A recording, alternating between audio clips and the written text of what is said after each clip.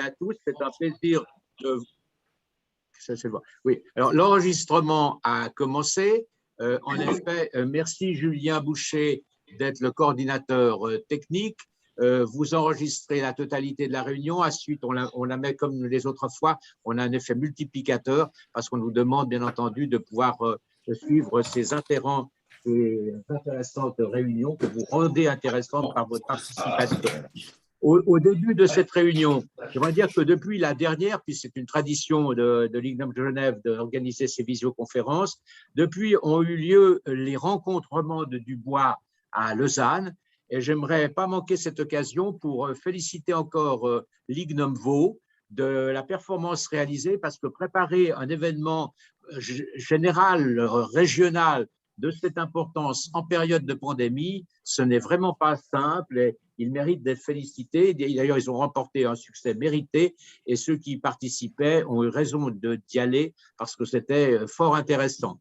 Merci au CEDOTEC aussi de son appui constant. On travaille tous, les différents LIGNOM de Suisse romande, on travaille tous avec le CEDOTEC, on s'appuie sur lui. Je vous rappelle, pour ceux qui ne le savent pas, que c'est en quelque sorte la structure de l'IGNOM suisse sur laquelle qui a un mandat de l'IGNOM suisse pour nous fournir une prestation technique qui est importante et on sait en profiter. Merci encore Daniel de ces différentes prestations.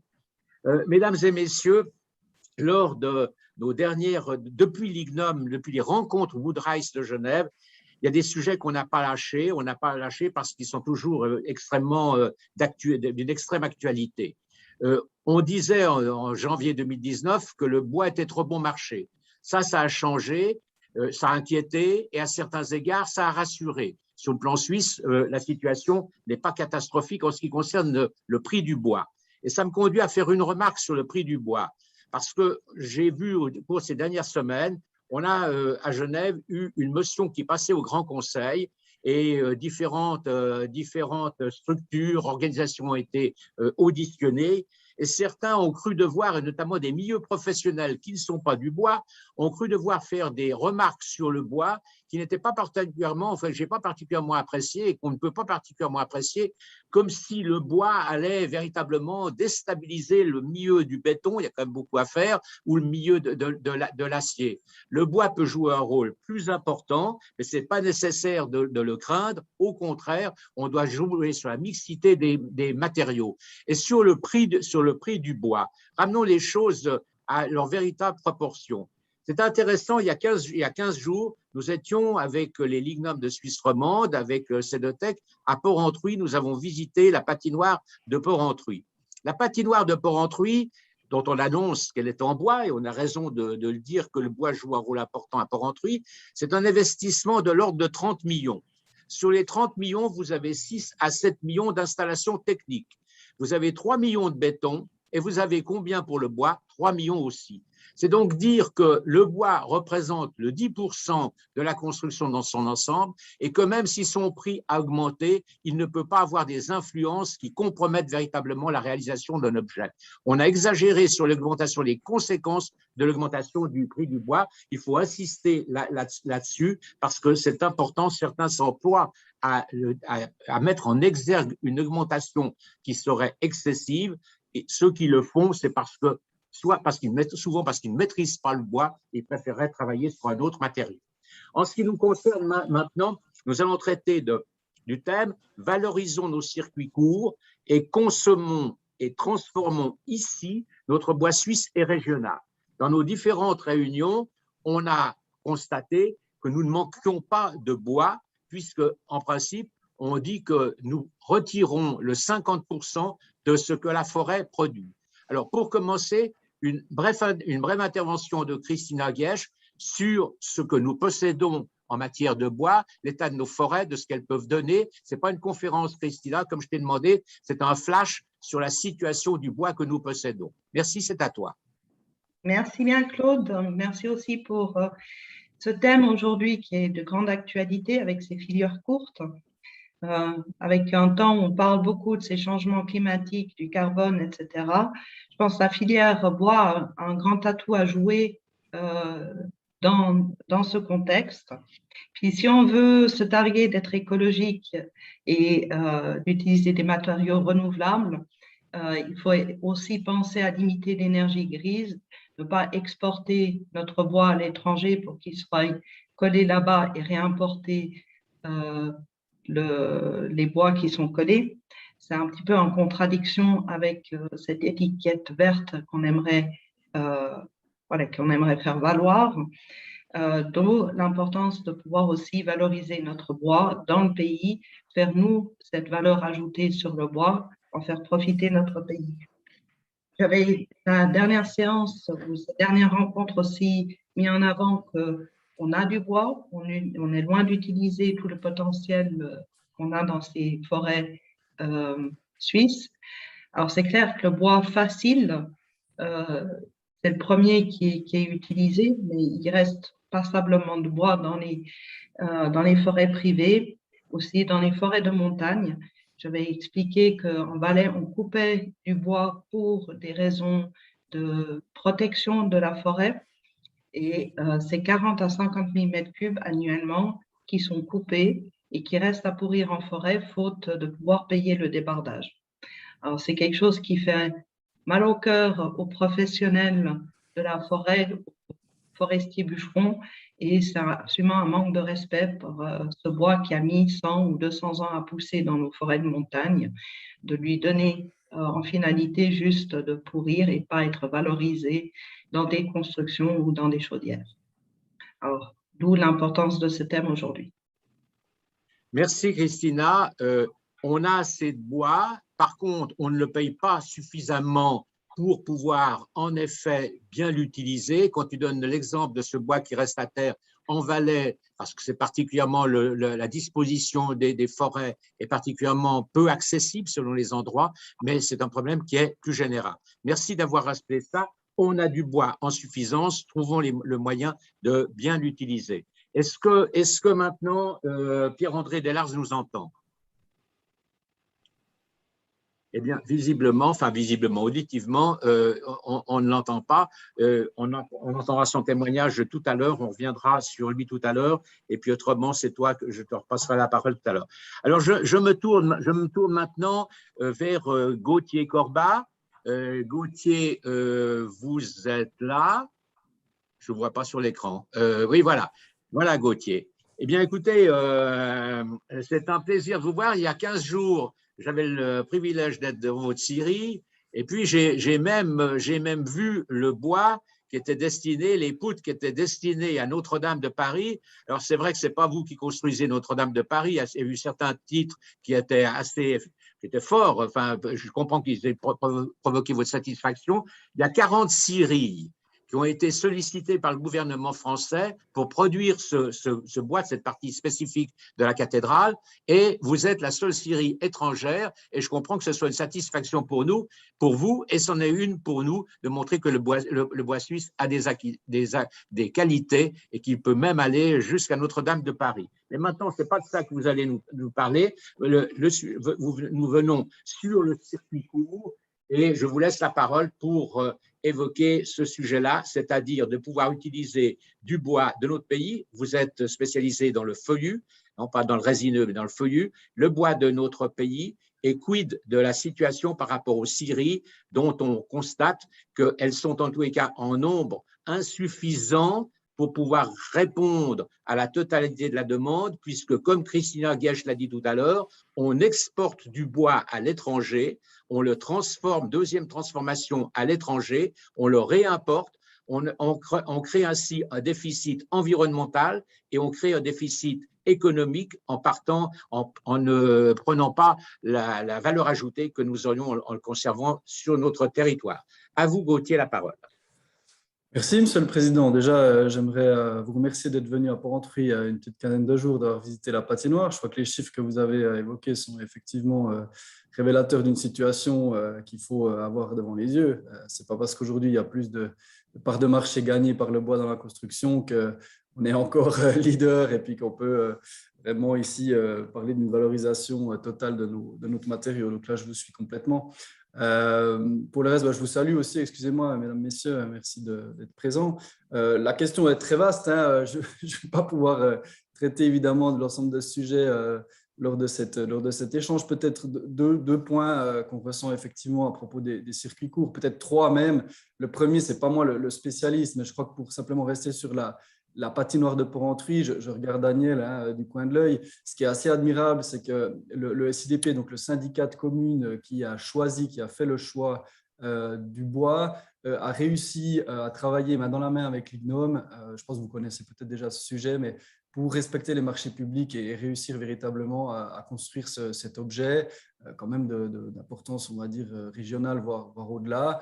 Notamment grâce au deuxième champ de glace qui est donc un des seuls de Suisse aux dimensions nord-américaines, je disais, tout en respectant les marchés publics, à réussir ce circuit court. Et moi, je pense qu'aujourd'hui, il y a souvent, alors peut-être que ça va mieux qu'un temps, mais il y a souvent déjà des réticences, en tout cas des discussions, des découragements qui se font au niveau légal, puisque, comme vous le savez, il faut respecter un certain nombre de normes et de bases légales, notamment nos accords avec l'OMC pour réussir ce genre d'objet. Donc, Gauthier, excusez-moi, juste une chose. Concernant les marchés publics, c'est Daniel Lingold, à la fin, quand on aura fait le tour des scieurs, si je puis dire, Daniel abordera le problème du marché public, car en effet, il est majeur. Je vous laisse continuer. Oui, ça me paraît un point effectivement central. Ce qui me réjouit particulièrement, et ça c'est peut-être mon message principal aujourd'hui, c'est que la patinoire de Porrentruy sert vraiment d'exemple en Suisse, et puis on a énormément de visites depuis le mois d'août. Vous disant ça s'organise toujours de manière relativement ponctuelle, c'est-à-dire qu'il n'y a pas encore véritablement un plan de visite qui a été mis en place par les exploitants de la patinoire. Pour autant, il y a un circuit qui est aujourd'hui existant dans le Jura qui passe par la patinoire, la nouvelle unité Fagus Suisse au Breleux où on fait un lamellé-collé en feuillu et effectivement notre scierie à Vandelincourt. Donc, c'est vrai que ça donne et très, très souvent, encore une fois, des gens de l'extérieur du canton du Jura, la plupart du temps, j'ai fait 3 visites la semaine passée, donc c'est aussi assez chronophage, mais disons que ça a des retombées intéressantes, on l'espère, pour la filière. Mais je crois que ça, c'est quelque chose que je voulais souligner. On sent qu'avec ce genre d'objets qui sont exemplaires, et puis comme le HCA Joie est souvent dans les médias ces derniers temps, ben voilà, ça crée un cercle vertueux pour le bois, comme pour la région et le hockey. Alors voilà, ça c'est pour moi un vrai motif de satisfaction. Maintenant, effectivement, le gros problème, je suis un des 2 romans avec le fils de Jean-François Rime, donc Jacques a siégé depuis une petite année au comité central de l'industrie du bois.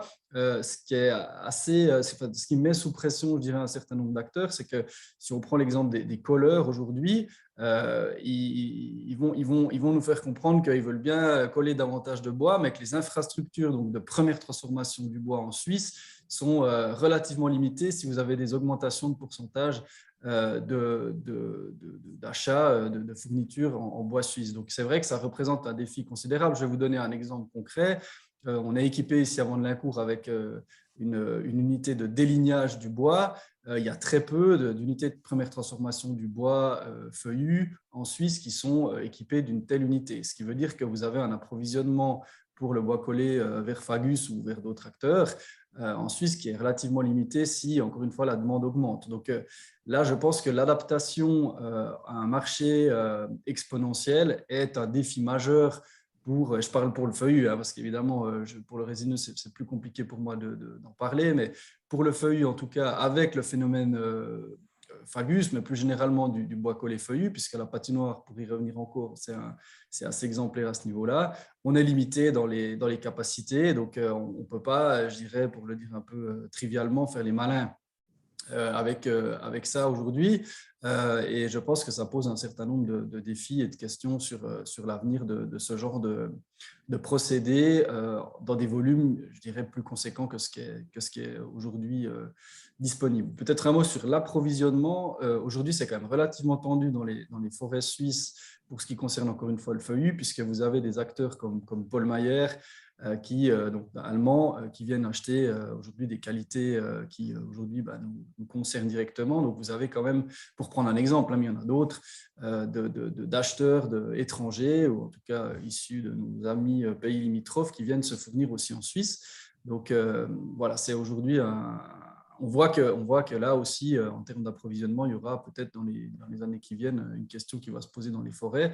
Quand je parle de tension, les gens ne viennent pas aux mains, mais enfin, de temps en temps, c'est quand même relativement compliqué.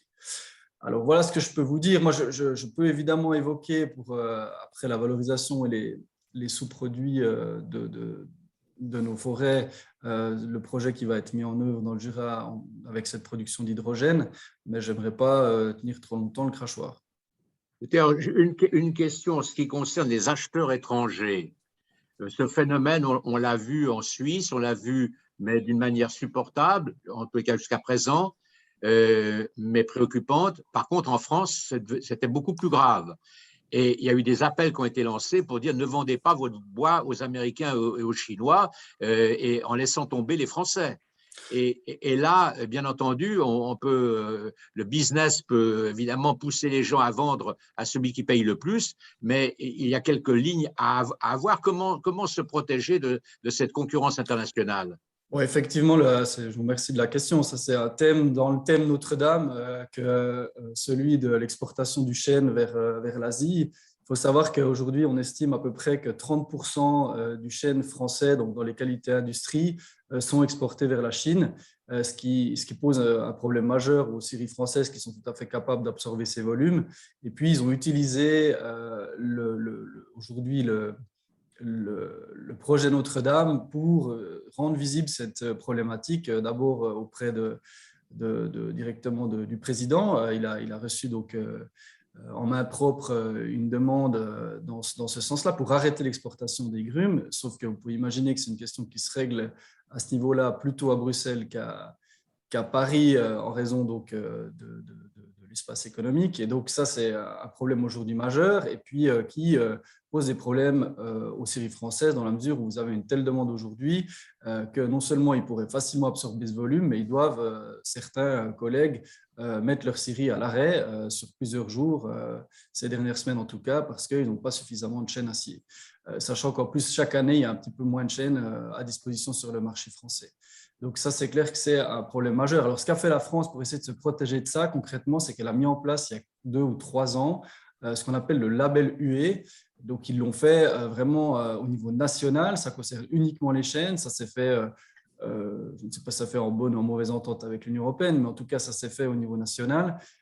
Et ce label, en fait, impose aux différents acheteurs de chênes français, donc via les ventes aux enchères ONF, d'être labellisés et de transformer la matière. Ça veut dire que vous ne pouvez pas acheter un lot de chêne en France via les canaux officiels de l'ONF sans garantir la transformation de ce bois chez vous.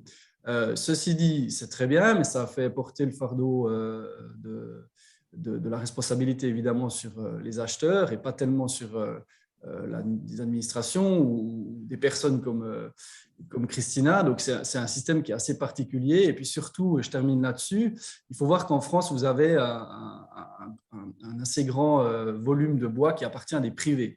Et les privés échappent complètement évidemment à cette procédure-là et puis sont peu sensibles, en tout cas une partie sont peu sensibles à autre chose qu'au prix et donc continuent d'exporter du chêne vers l'Asie sans transformation, donc en conteneur bois rond. Et là, je vous parlais un peu de tension dans les forêts suisses. Là, en France, c'est vraiment particulièrement sensible et le projet Notre-Dame a permis de mettre ça en lumière. Gauthier, avant de donner la parole maintenant à Jean-François Rime, une dernière chose. Il manque des équipements industriels pour la deuxième transformation en Suisse.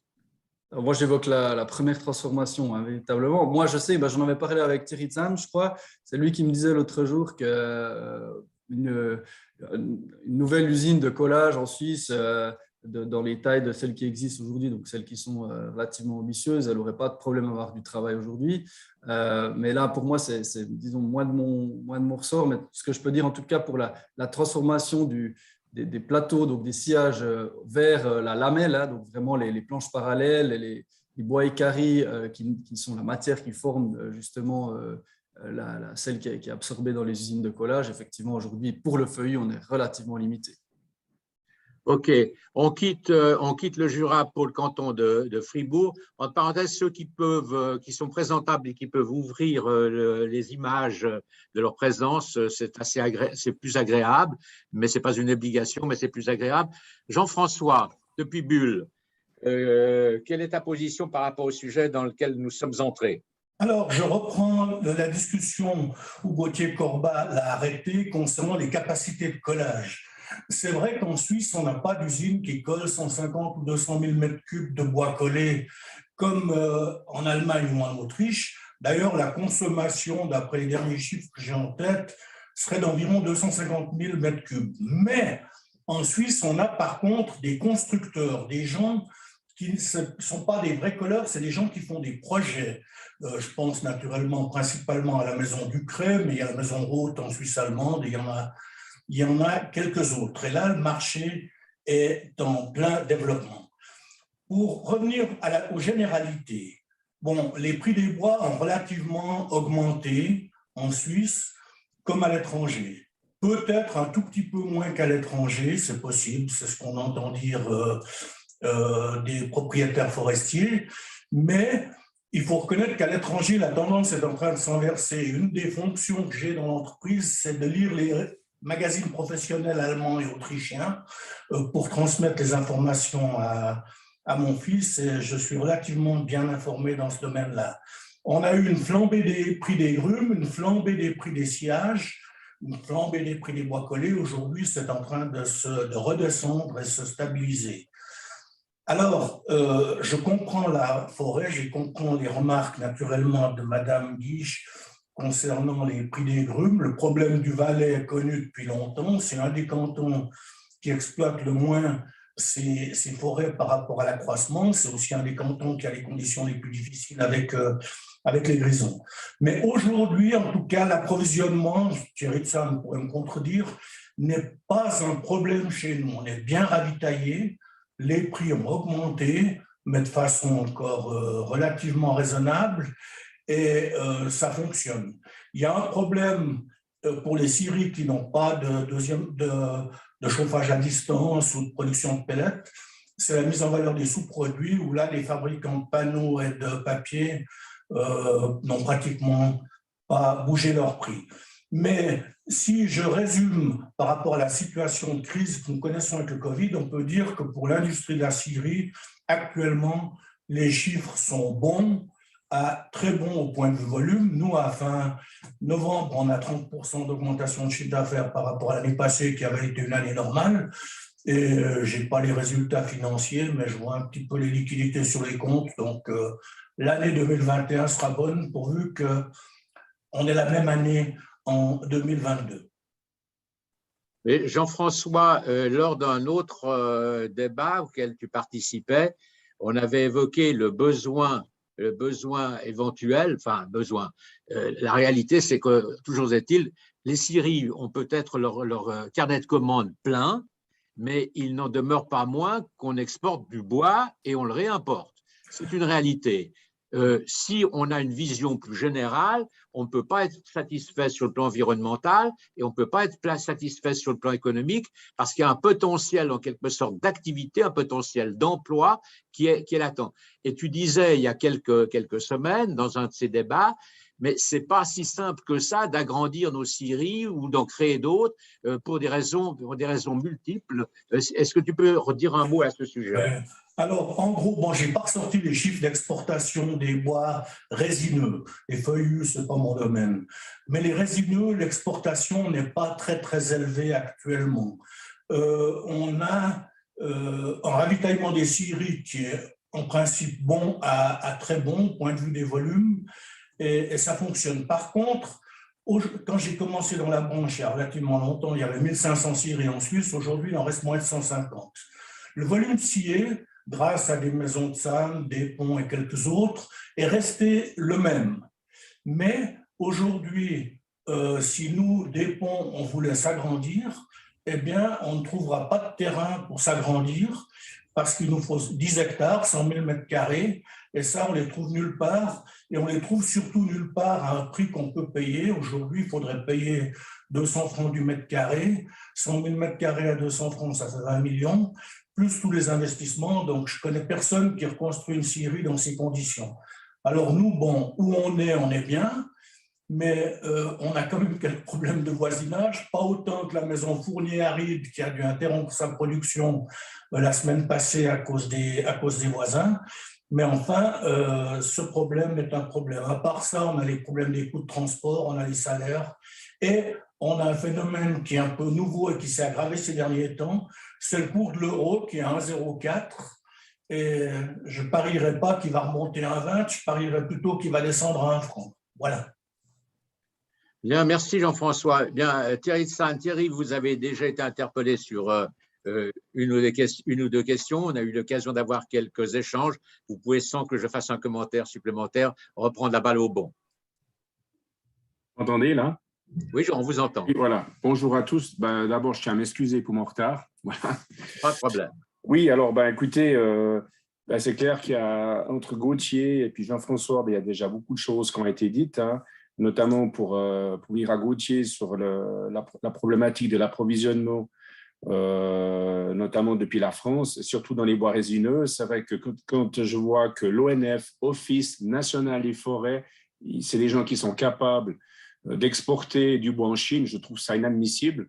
Puis je pense qu'en Suisse, on n'a pas cette mentalité et j'espère que ça va rester ainsi parce que si on part dans ce système-là, on aura vite fait de démanteler notre filière du bois. Parce que si nos entreprises n'ont pas de matière, voilà, ça ne sert à rien de discuter d'un avenir proche pour notre filière si la matière première en elle-même part à l'étranger. Ça, c'est un point. Le deuxième point sur ce qu'a dit Jean-François, c'est clair que voilà, les prix ont été évoqués. On a fait une année, c'est pareil, une très bonne année 2021, c'est sûr. Je pense que comme toutes les entreprises, comme toutes les scieries européennes, avec ce qui s'est passé. Actuellement, le vent il est en train de tourner. C'est vrai, il y a des prix qui circulent depuis l'Allemagne et l'Autriche et d'ailleurs avec des moins-values de l'ordre de 20 à 30%. Voilà, c'est clair que ça reste compliqué. La problématique des surfaces, Jean-François a aussi évoqué. On est aussi dans le même cas. Je veux dire, ça fait, pour la petite histoire, ça fait, pour ceux qui ne le savent pas, ça fait passer 7 ans qu'on attend une réponse positive de la part du canton de Vaud, c'est-à-dire du SDT, service d'aménagement du territoire pour les surfaces supplémentaires à l'entreprise, pour pouvoir justement espérer faire plus de volume. Et puis, si on veut faire plus de volume, ça passe par les surfaces supplémentaires, ça c'est clair. Non, mais ce n'est pas facile. Et Jean-François l'a évoqué aussi, problème de transport. Voilà, tout est plus cher en Suisse, les coûts de transport, les salaires et tout ça. Et après, je rebondis aussi sur le fait que Mme Christina Guiche l'a dit. Voilà, après, il faut, pour avoir plus de bois, mais il faut pouvoir les payer, c'est sûr. Mais voilà, en Suisse, après toutes ces problématiques qui ont été évoquées, que je viens de ressouligner, et notamment sur le plan européen, quand on voit comment les scieries européennes qui sont subventionnées à outrance, on n'a rien de tout ça aussi chez nous. Donc, c'est vrai que ça reste compliqué. Et après, voilà, je dirais, dans notre petite Suisse, comment dire ça, dans notre petite Suisse, eh bien, le marché étant là, c'est clair, l'avenir, le bois a son avenir. On construit de plus en plus de choses en bois, mais on est quand même de plus en plus, on est dicté par l'Europe, c'est sûr, par les scieries autrichiennes et allemandes, ça c'est sûr. Mais je pense, et puis pour venir au bois collé aussi, on se rend compte, voilà, il y a quand même quelques projets qui sortent de terre sur le Valais, dans le canton de Vaud, même le canton de Fribourg, je crois. Donc, il y a quand même un certain avenir pour ce bois et on se battra pour l'avoir, mais ça reste quand même compliqué. Thierry, dans une de nos dernières discussions, on évoquait la création de nouvelles plateformes industrielles pour précisément ce deuxième traitement du bois. Et vous me disiez, oui, mais il ne faut peut-être pas trop multiplier des scieries, mais par contre, il est nécessaire d'avoir une certaine taille. Comment voyez-vous votre complémentarité entre une maison comme la vôtre, qui est la première scierie de Suisse romande, en volume sur les résineux, comment voyez-vous les choses en complémentarité par rapport à de plus petites structures? Vous voulez dire pour les scieries? Oui. Pour les scieries, OK. Pour les scieries, puis la deuxième transformation. Alors déjà, pour les scieries, bon, ben, je sais que le canton de Vaud, c'est vrai qu'il reste pas grand monde. Bon, il y a la scierie du Toit Chabornay, Jean-Louis Dutoit qui a remis à son cousin Gérard, qui lui est en train de réinvestir. Ben, tant mieux, bravo, je dirais. Il y a des gens quand même qui croient encore et puis qui vont de l'avant. Mais c'est vrai que pour les scieries, il y a un tel fossé qui a été creusé, en tout cas chez nous, je veux dire, sans vouloir me lancer des fleurs, mais voilà, la deuxième scierie vaudoise scie en une année ce que l'on scie en une semaine. Donc c'est vrai qu'il y a un certain fossé. Mais je pense quand même que ces petites scieries ont la possibilité de subsister par des marchés vraiment très locaux qui leur permettent encore de survivre, je dirais. Nous, on n'est pas capable de faire ce qu'ils font. Enfin, on n'est pas outillés pour faire ce qu'ils font. C'est plutôt des produits de masse. Et puis eux, ils ne peuvent pas faire ce qu'on fait, voilà, pour les produits d'étrangers au prix qu'il faut être, qui sont avec le prix de l'étranger qui est dicté. Ensuite, pour les bois collés, alors moi, c'est mon avis, mais je pense qu'à présent, en tout cas, ce qui nous concerne, je vois plutôt avoir se concentrer sur notre métier que l'on sait faire, c'est-à-dire la scierie, avoir les investissements qui sont déjà prévus à ce niveau-là, et puis plutôt pouvoir fournir des usines de collage qui peuvent éventuellement sortir de terre, comme je l'ai évoqué tout à l'heure. Alors, ces usines de collage, comment vous voyez une évolution? Parce qu'en somme, c'est là, hein, on parle de la deuxième transformation à ce moment. Oui. On est bien là-dessus. Et qui a une valeur ajoutée qu'on n'exploite pas. On est bien d'accord sur ce point-là. D'accord. Alors, comment voyez-vous précisément une action concrète qui modifie la situation concernant précisément ces usines de collage? Bon, il faut, déjà, c'est clair que cette année, on était pas mal sollicité par cette problématique. Enfin, tous les charpentiers suisses ont eu des problèmes d'approvisionnement avec leur circuit habituel, notamment ce qui venait depuis l'étranger. C'est sûr, alors tout le monde était un petit peu affolé. Et puis, on nous a assez souvent sollicité, et je pense que Jean-François pourra assurément rajouter, c'est-à-dire qu'on nous a sollicité, pourquoi vous avez pas d'usine de deuxième transformation, patati patata. Bon, mais à présent, comme l'a aussi évoqué Jean-François, donc vous avez le vent qui a tourné, et je pense que d'ici 2 mois ou 6 mois, tout le monde aura oublié ce qui s'est passé. Comment il faut dire ça? L'être humain, malheureusement, a vite fait d'oublier ce qui s'est passé 6 mois avant. Je dirais ça comme ça. Après, pour répondre plus précisément à votre question, voilà. Écoutez, permettez de rajouter une phrase, s'il vous plaît, oui, concernant ces usines de collage. Aujourd'hui, il y a des très bons colleurs, mais c'est un autre métier. Et celui qui veut faire une usine de collage efficace et compétitive va devoir investir 20 ou 30 millions. Donc, pour une scierie, on doit déjà investir chez nous, on ne peut pas forcément investir dans les autres scieries. Et le problème principal, c'est que si je livre du bois à un colleur et que je deviens son concurrent, en principe, il y a des problèmes, il y a des litiges. Donc, je crois que chacun son métier, les vaches sont bien gardées, quoi. On ne peut pas tout faire. Tu as raison, Jean-François. Je te rejoins. Entièrement raison. Alors là, messieurs, on met le doigt vraiment sur quelque chose d'essentiel par rapport au thème de notre discussion d'aujourd'hui. Et je reviens un instant vers Gauthier Corbat.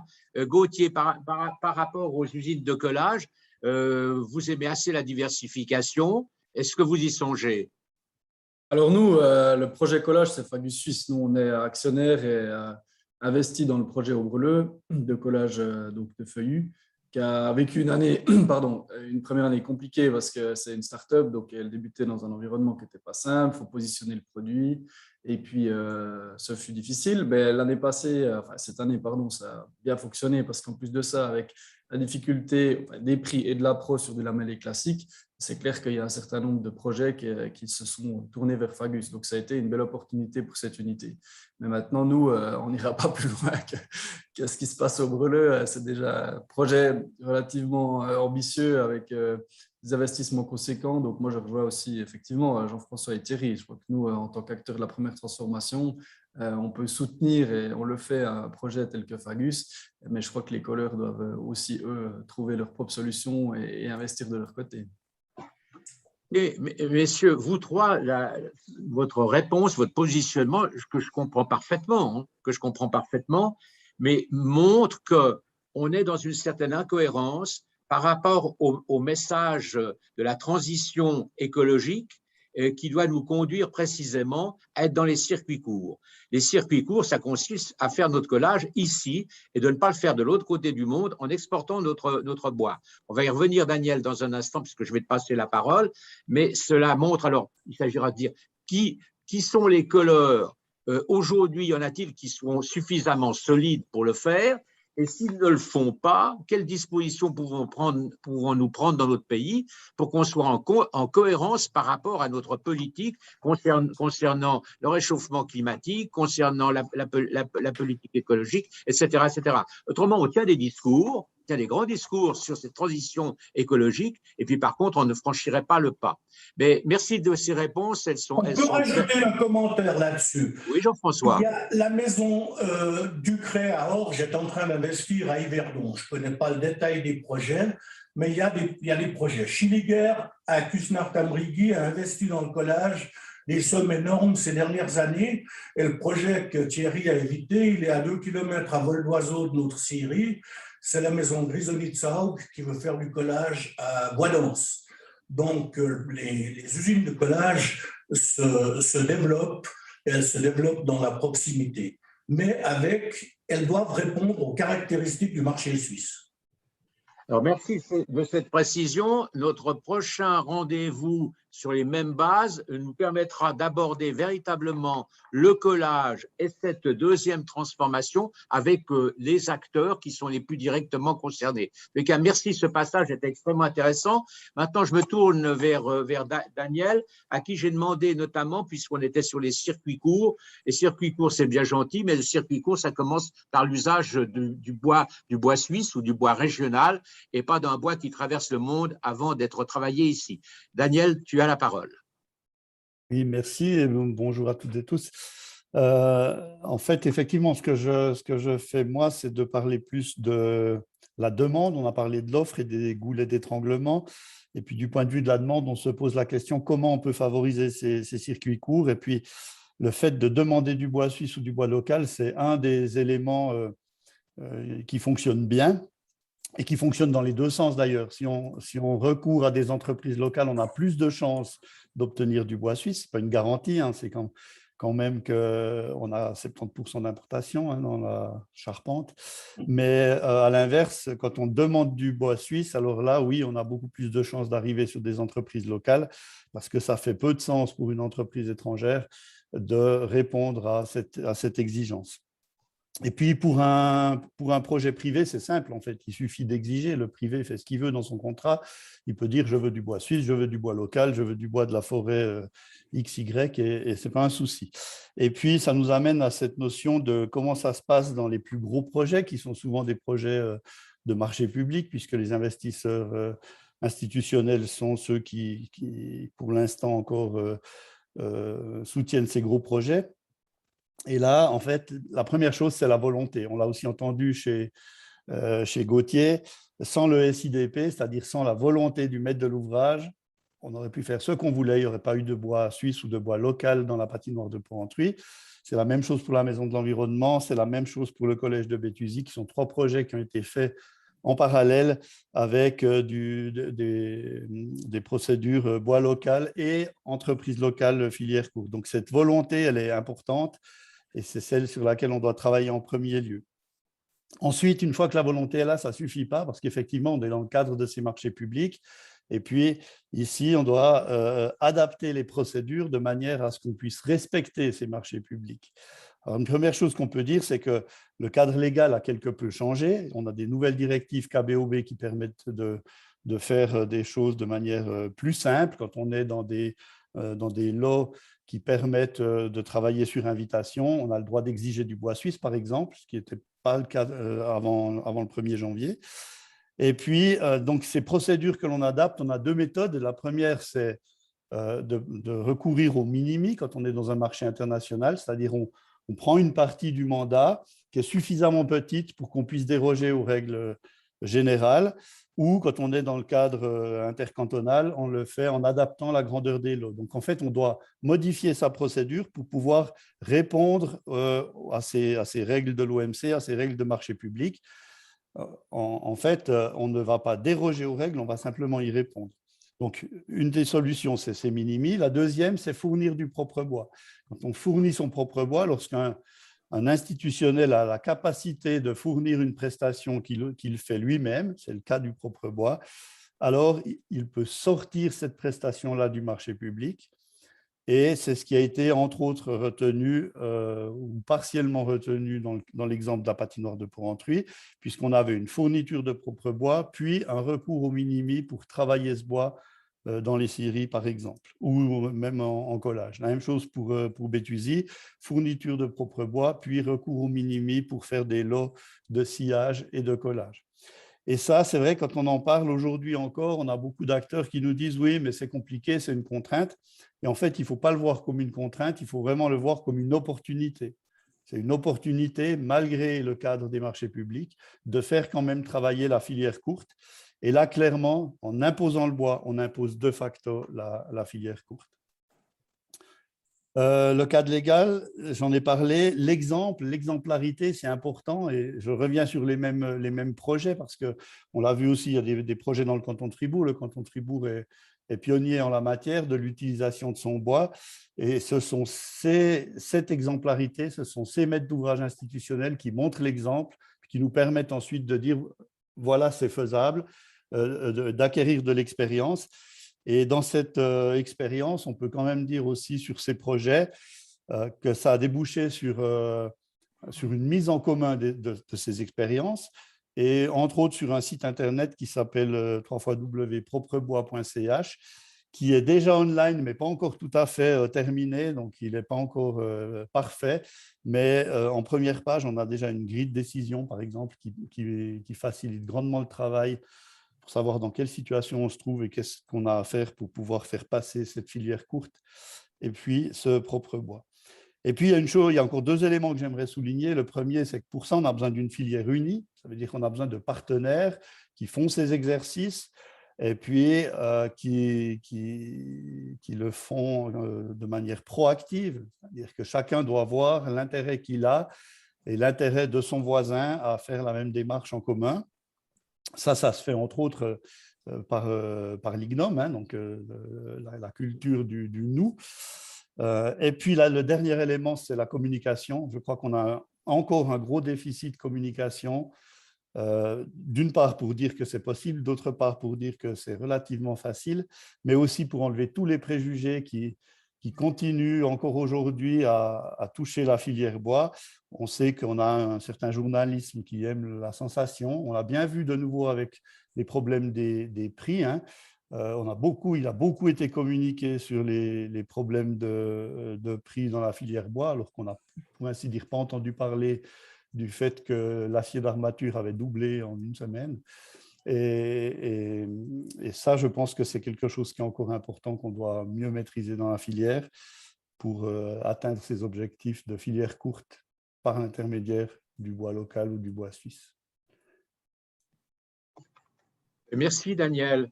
Tu viens d'insister sur le fait que l'IGNOM, respectivement le CEDOTEC, était à disposition précisément pour donner les informations qui permettent de ne pas être exposés aux inconvénients des marchés publics.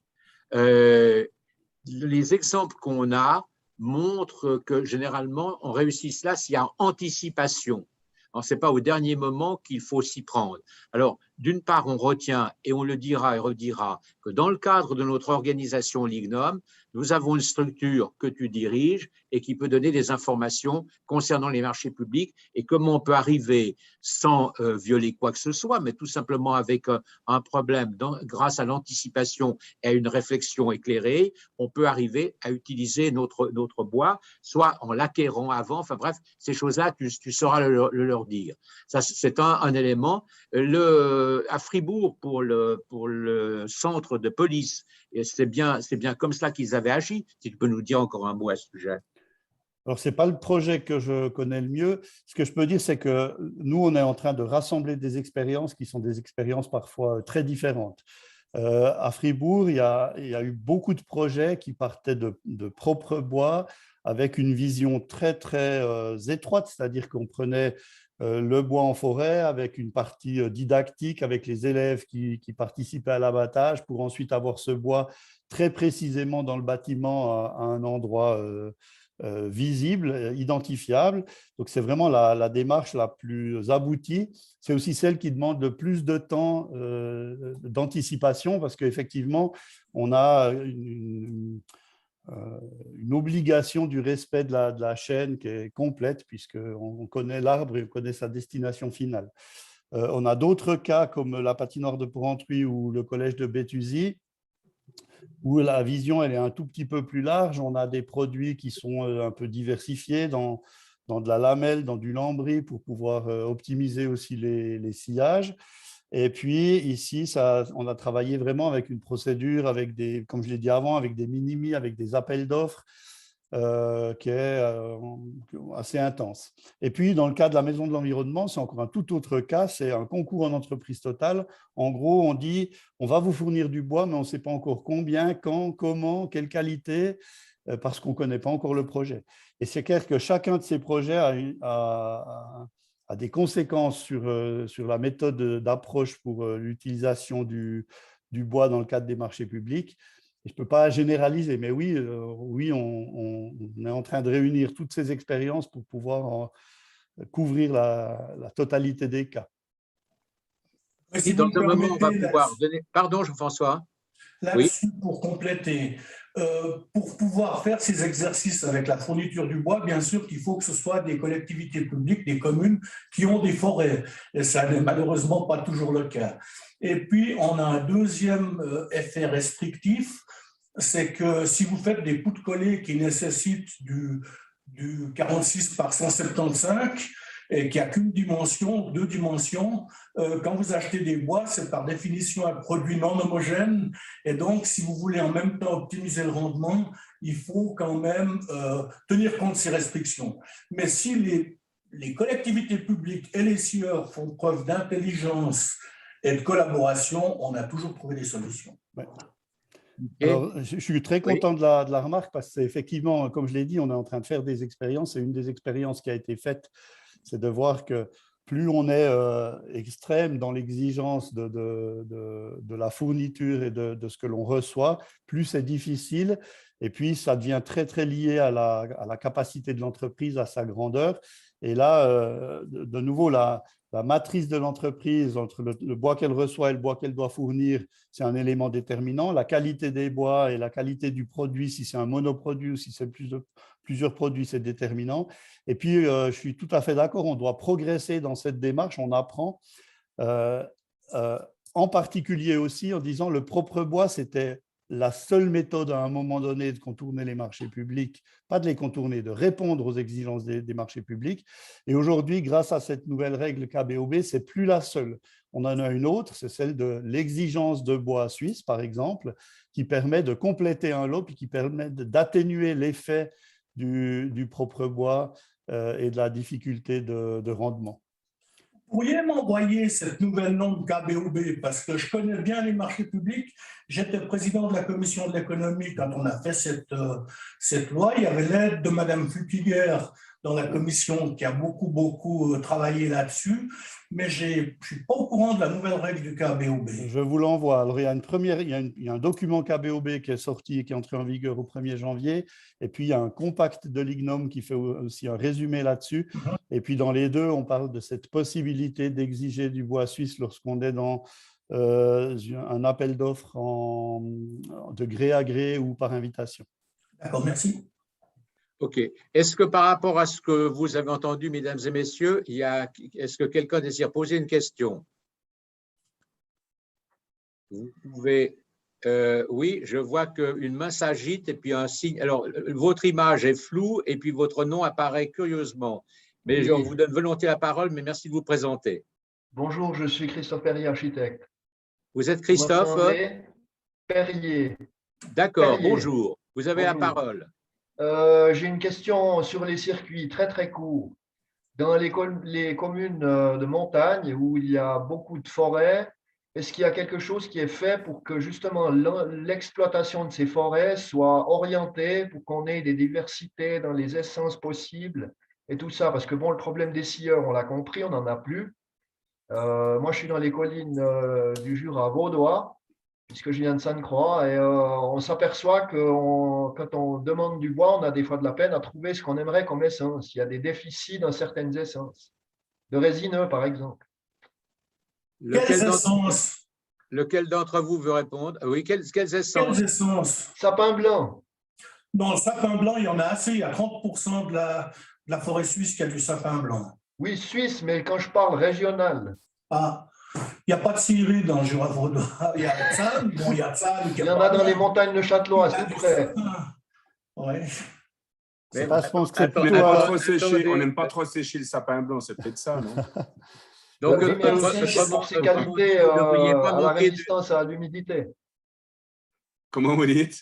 C'est aussi parce qu'il a comment est-ce qu'il faut dire, des propriétés pour la résistance à l'humidité qu'il est des fois souhaité, qu'il est très bon pour suivant quelle construction, notamment le massif. Oui, tout à fait. Mais après, c'est vrai que c'est un bois qu'on n'aime pas trop sécher.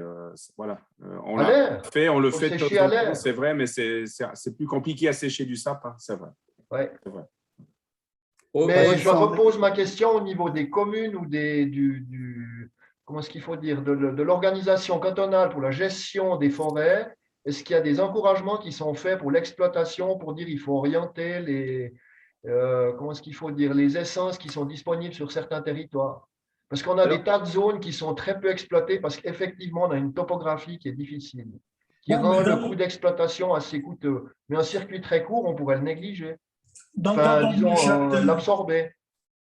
Dans le canton de Neuchâtel, il y a beaucoup de forêts, mais il y a malheureusement pratiquement plus de scieries, il en reste 2 ou 3.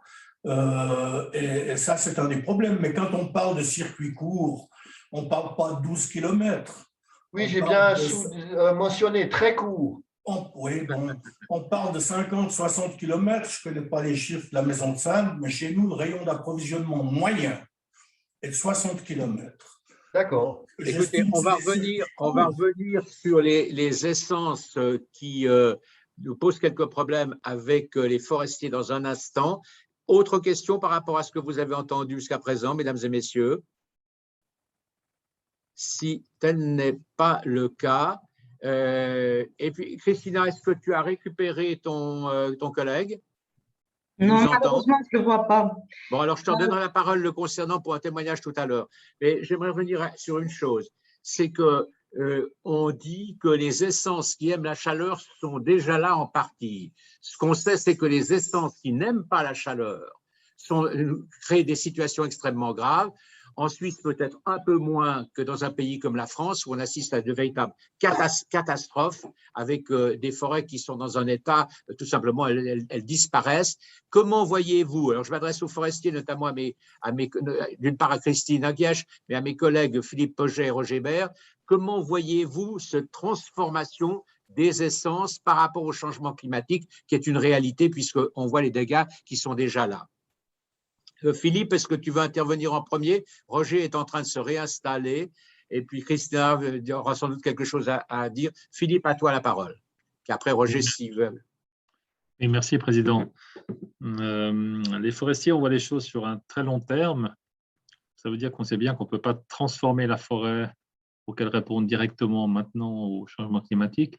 Mais ce qu'on essaie de faire, c'est de travailler en encourageant les essences dont on suppose qu'elles vont supporter le climat du futur, et puis en transformant progressivement la forêt.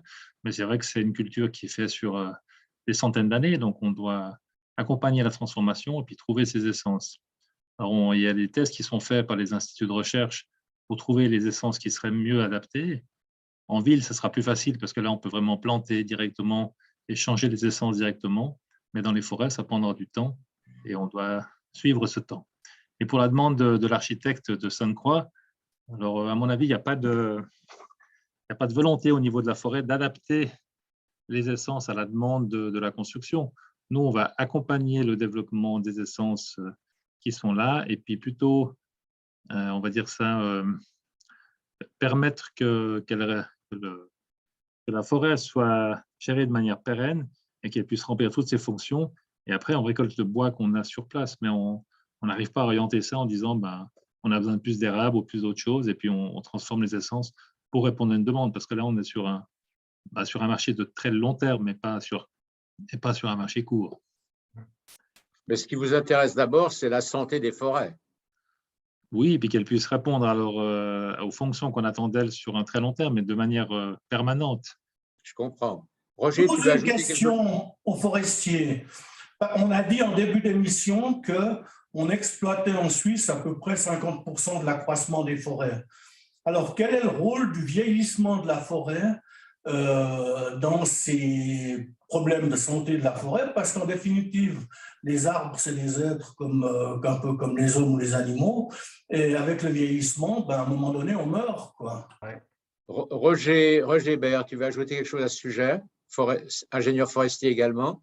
Alors, Monsieur le Président, Mesdames et Messieurs, bonjour. Alors, je ne vais peut-être pas répondre directement à cette question-là, mais par rapport à l'adaptation des essences suite aux modifications climatiques, je pense que le corps forestier en Suisse, il est extrêmement bien structuré, extrêmement bien formé, mais il a quand même, à mon avis, un tout petit souci, c'est qu'il est extrêmement conservateur. Et par rapport au choix des espèces qu'il faudrait promouvoir, déjà que, comme l'a dit Philippe Pauget, il faut une centaine d'années pour qu'on voit le résultat.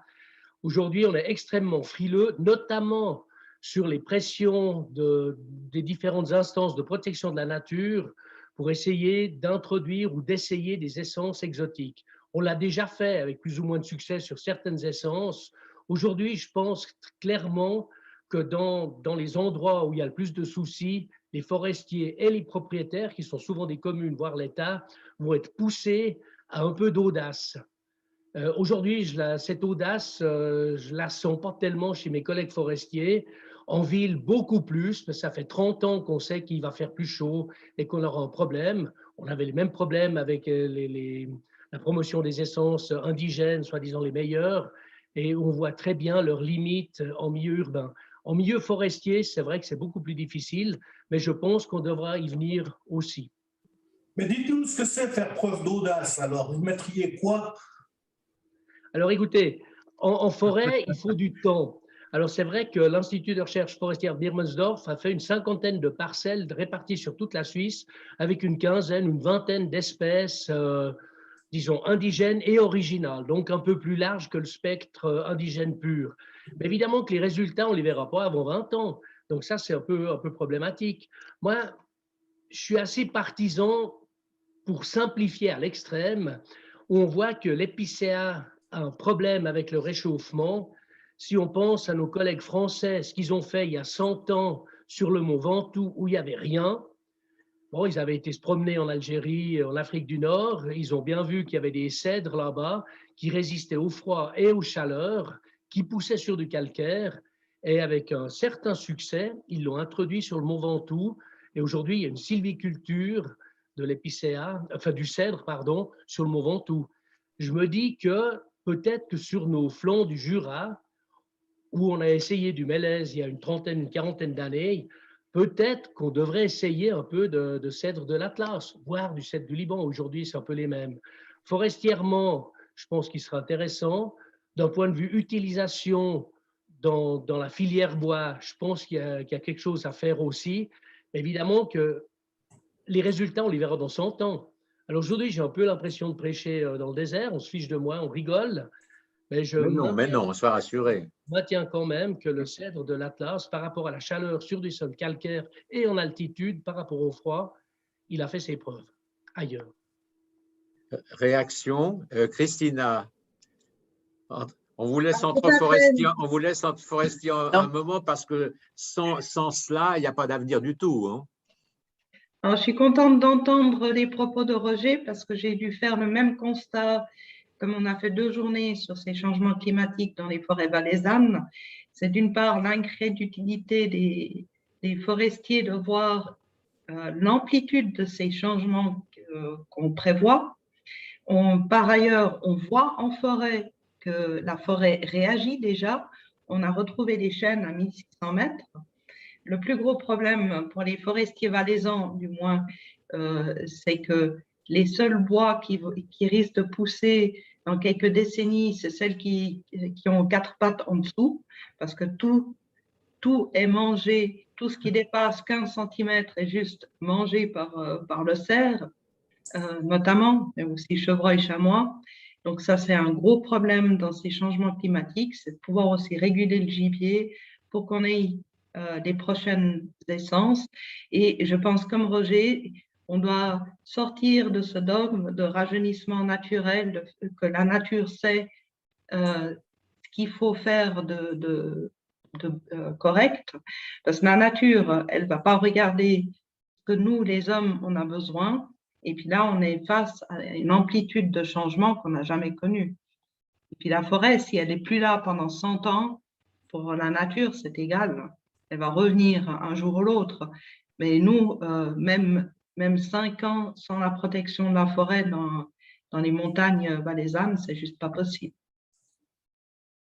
Je peux faire une remarque là sur ce que vous venez de dire, madame. On a les 3 fonctions de la forêt, c'est connu, la protection, la production et la fonction de détente pour les habitants des villes. Et moi, je demande une chose, j'ai eu l'occasion de le dire lors d'un débat à Birmensdorf il n'y a pas longtemps, c'est qu'on mette au moins ces 3 fonctions sur le même pied. Je ne demande pas que la fonction de production soit prioritaire, mais qu'on ait une égalité dans ces fonctions. Et ça, c'est un problème pour nous, les acheteurs de bois.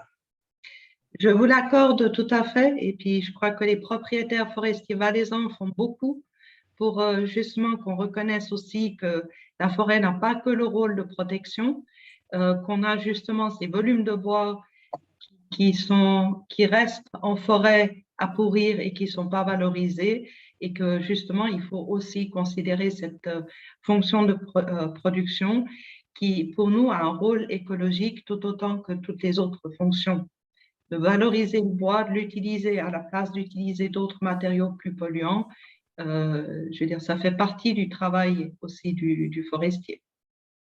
Depuis le début de la pandémie, les touristes, les marcheurs se promènent davantage, sont plus nombreux et on les retrouve en forêt. Il y a indiscutablement une pression sur le milieu naturel depuis qu'on vit un peu différemment. Est-ce que cette pression représente quelques dangers? C'est surtout pour le Valais que je pose la question. On se promène aussi dans les forêts genevoises, enfin c'est différent. Certains aiment bien dire que ce sont des parcs, pourtant c'est quand même, elles ne sont pas négligeables. Et vous qui habitez ailleurs qu'à Genève, sachez ceci, c'est que comme on a des espaces forestiers relativement réduits, on les soigne alors d'une manière assez extraordinaire et avec une certaine fierté. À toi, Christina, pour ce que tu vois en Valais. Alors c'est très clair, on a vu une augmentation de la pression sur les forêts par des promeneurs. Pour le propriétaire de forêt, c'est toujours, d'une part, on se réjouit que les gens apprécient la forêt. D'un autre côté, c'est les coûts. Parce que d'avoir beaucoup de promeneurs, c'est des sentinelles qu'il faut mettre sur les chantiers forestiers.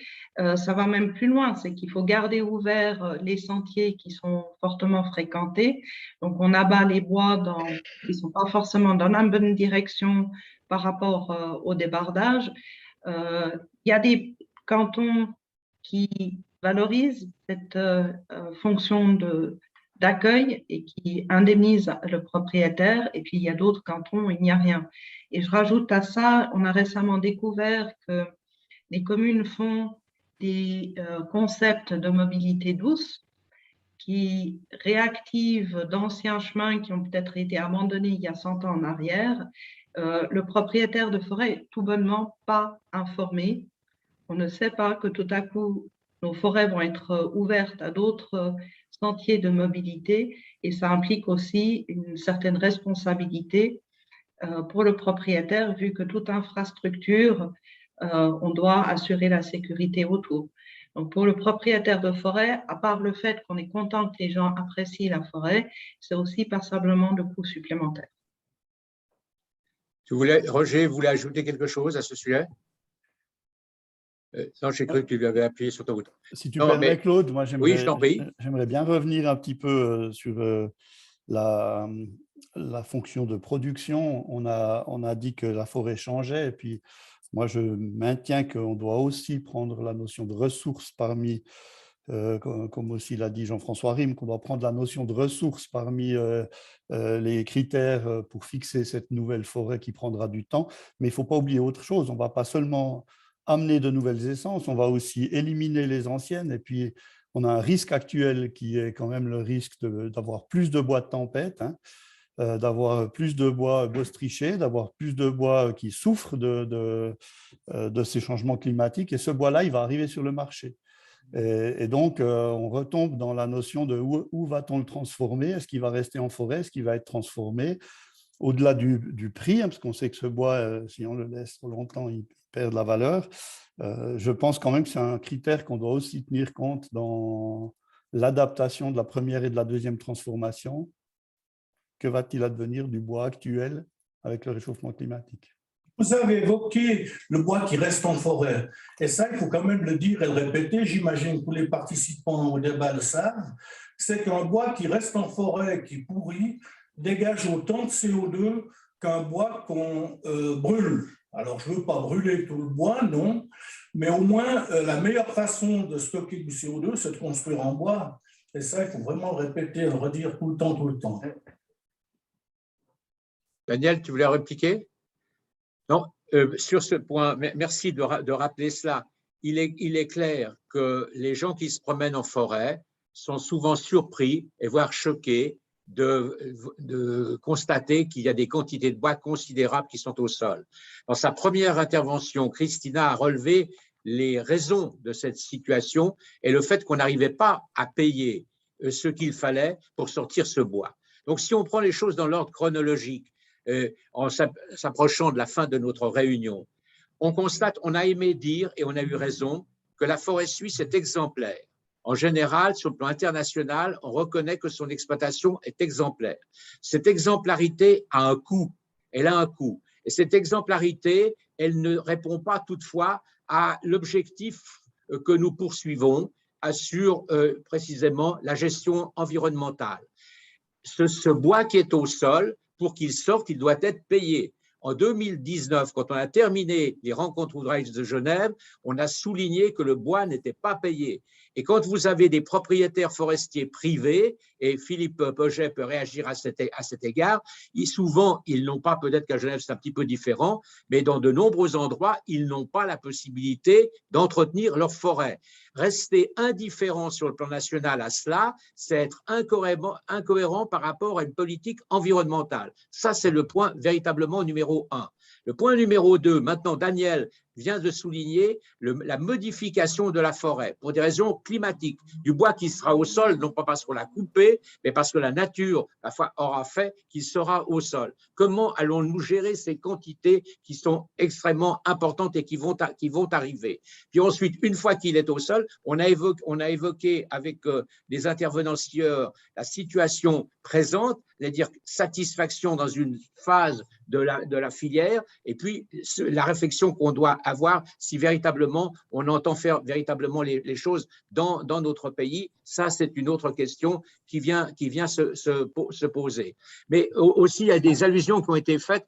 Mesdames et messieurs, il faut comprendre que si on est assez bien dans ce qu'on fait dans notre pays, peut-être pas trop modeste, mais c'est vrai qu'on n'est pas mauvais, mais tout coûte nettement plus cher. Et c'est, je crois, avec Patrick Corbat que j'évoquais ces sujets-là il n'y a pas très longtemps, concernant les coûts, et je ne sais plus lequel d'entre vous a fait allusion tout à l'heure, notamment le transport du bois.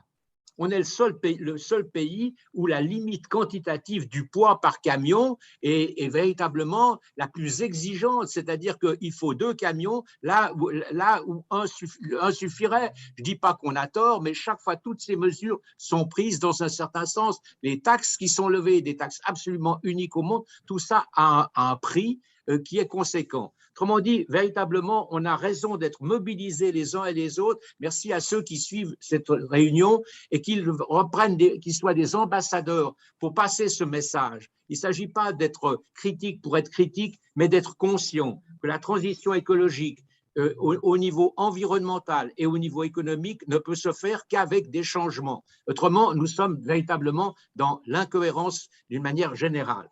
nous avions comme objectif aujourd'hui de traiter valorisons nos circuits courts en consommant et transformant notre bois suisse et régional. Indiscutablement, on sait qu'on a suffisamment de bois. On sait qu'on peut utiliser du bois suisse en prenant un certain nombre de mesures, mais faut-il avoir cette volonté? Parce que certains ne l'ont pas du tout, mais vraiment pas du tout. Et puis d'autre part, on sait que d'une part, on a des scieries qui sont performantes, indiscutablement, et que par contre, au niveau de la deuxième transformation et du collage, il y a un investissement industriel à faire qui n'est pas négligeable. Ce n'est pas un problème simple et visiblement, on n'y gagne pas facilement de l'argent parce qu'il y aurait déjà eu des réactions d'investisseurs qui se seraient orientés dans cette direction. Alors voilà à peu près où nous en sommes. Moi, je vous remercie aux participants d'avoir répondu aux questions posées. Elles sont complexes. Évidemment qu'en 1h15, on peut avoir quelques frustrations de ne pas avoir tout abordé, mais on est sur l'essentiel. Est-ce que l'un d'entre vous désire encore ajouter quelque chose? Je fais volontiers de nouveau un petit tour rapide. Christina, tu ajoutes quelque chose notamment? Ajoute quelque chose sur l'absent. Quel était son témoignage? Tout à fait. Donc, Pierre-André Dallars devait être aujourd'hui avec nous pour parler de leur initiative auprès de Mon Arbre. C'est une association entre un entrepreneur forestier, une scierie et puis un constructeur bois. Ils ont ensemble acheté une machine pour faire du lamellé croisé tenu par des chevilles. Vous connaissez peut-être ces machines Technowood. Il en existe déjà 3 en Suisse.